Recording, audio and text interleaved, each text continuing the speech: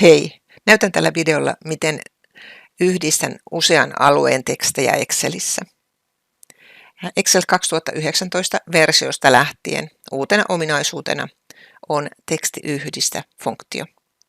Funktion avulla voidaan yhdistää kaksi tai useampia tekstejä, eli merkkijonoja, yhteen soluun. Funktiolle annetaan erotinmerkki, joka erottaa merkkijonot toisistaan.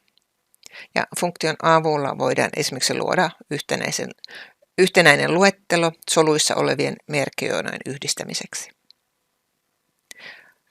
Tekstiyhdistä-funktio on hyvin monipuolinen ja tehokas. Kerron tässä muutaman esimerkin, mihin ja miten tekstiyhdistä-funktiota voidaan käyttää. Ja minulla on täällä luettelo sukunimistä ja haluan luoda niistä yhteen soluun luettelon. Ja lähden nyt luomaan funktiota niin, että kirjoitan sen tuohon soluun, eli kirjoitan sen on-merkin ja sitten lähden kirjoittamaan sen funktion nimeä. Ja kaikki ne funktiot, joissa tuo alkuosa, mitä olin kirjoittanut, niin niiden luettelo näkyy alapuolella ja haluan käyttää tuota tekstiyhdistä funktiota, eli tuolla kaksoisklikkaan sitä funktion nimeä. Ja täällä on 3 argumenttia. Eli ensimmäisenä on se erotin, eli minkä haluan näiden nimien väliin tulevan näkyviin. Sitten valitsen, että jos tuolla on tyhjiä välissä, näytetäänkö sitä kohtaa sillä luettelossa vai ei. Ja sitten se, että mitä haluan yhdistää. Eli ensimmäisenä erotin. Ja erotin laitetaan lainausmerkkien väliin. Eli kirjoitan siellä nyt 2 lainausmerkkiä väliin tyhjälyöni. Eli nyt siellä ei olisi mitään merkkiä, siellä olisi pelkästään tyhjä.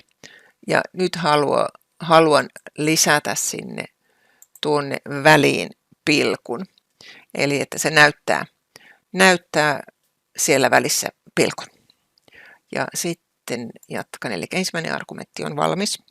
Ja laitan puolipisteen. Ja sitten valitsen, että tosi, eli ohita tyhjät solut. Kaksoisnapsauttamalla saa sen tuonne listaan. Ja sitten taas erotin argumenttien väliin. Eli se on tuo puolipiste ja sitten se teksti.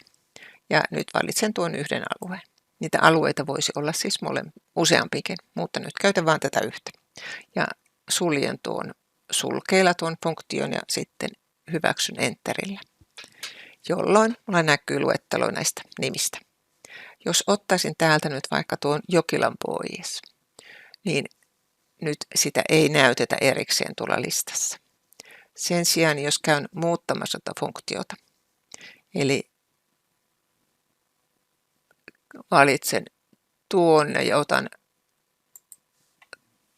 äsken oli tosi, ja vaihdan tänne epätosi, ja hyväksyn tämän, niin nyt tuolla näkyy 2 pilkkua, joka tarkoittaa sitä, että siellä on nimeä Kallio, sitten on Aaltonen, sitten on tyhjäsolu, sitten on mäki ja kautta. Eli jotta välttyisin näiltä ylimääräisiltä pilkuilta, niitä voi olla sillä paljonkin, niin vaihdan tuonne funktioon takaisin, että tosi. Jos tänne tulee uusi nimi, vaikka Lyyti, niin se välittömästi päivittää tuota luetteloa. Hyvä. Tämä on kaikkein yksinkertaisin versio.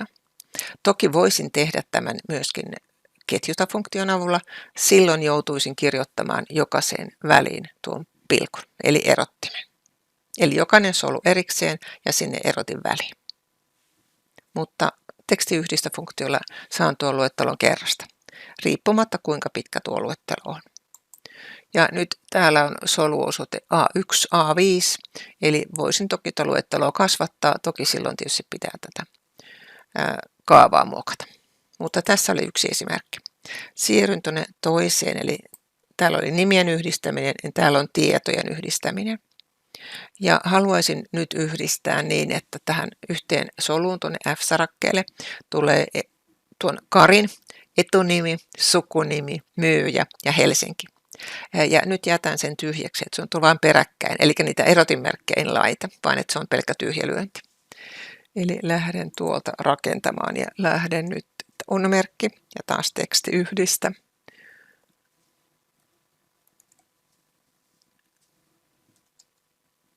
Eli tuolta tekstiyhdistä ja erottimeksi en laita nyt mitään, eli laitan sinne vain lainausmerkit ja väliin tyhjälyönti.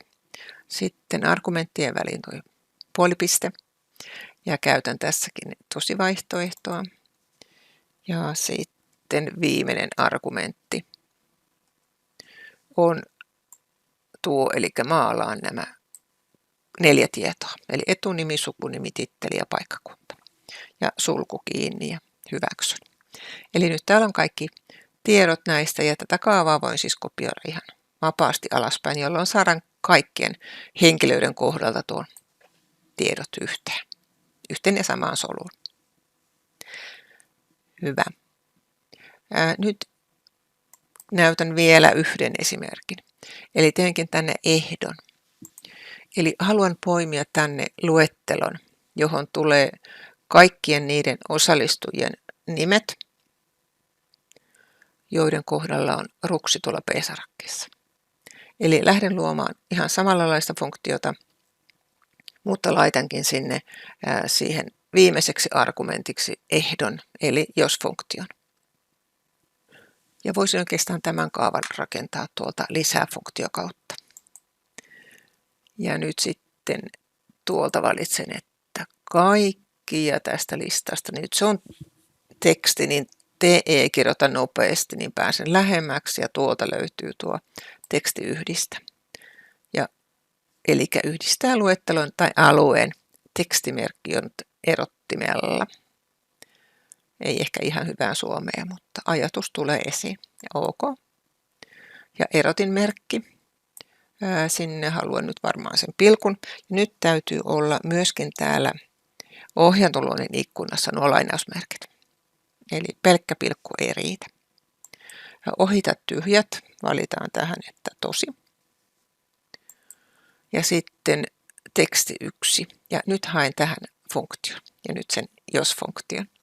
Eli lähden tuolta vasemmasta reunasta, klikkaan tuolta luetteloa ja katsotaan, tuosta löytyy jos-funktio ihan suoraan, eli valitsen sen. Ja looginen teksti on se, että jos täällä on x, eli tuolla on x,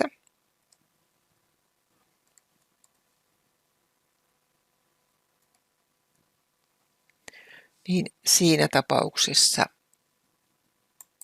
nimi tulee täältä ja muussa tapauksessa se on tyhjä, eli 2 lainausmerkkiä.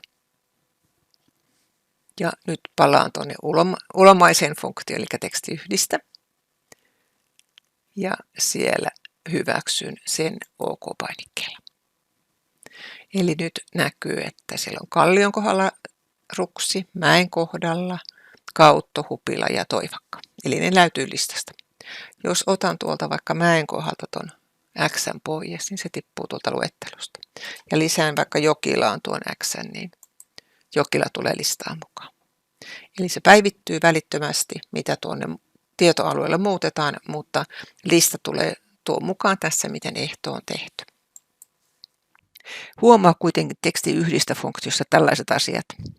Eli ketjuta-funktio on hyvin samanlainen kuin tekstiyhdistä, mutta näiden kahden funktion välillä on se ero, että ketjuta-funktiossa jokaisen yhdistettävän merkkijonon väliin täytyy erikseen kirjoittaa erotinmerkki.